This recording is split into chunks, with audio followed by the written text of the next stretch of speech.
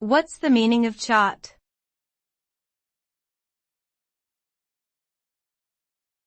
Chaat.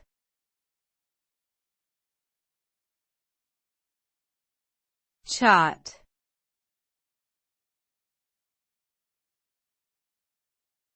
Chaat.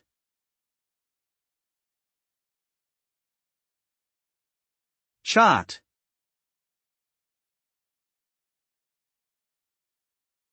Chaat is a savory snack that originates from India. It typically consists of a mixture of vegetables such as potatoes, onions, and tomatoes, topped with a variety of spicy chutneys and yogurts, and served on a crispy fried dough called puri.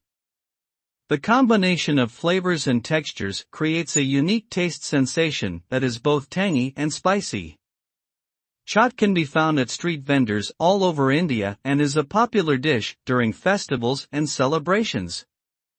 Overall, chaat is a delicious and satisfying snack that is enjoyed by many people around the world.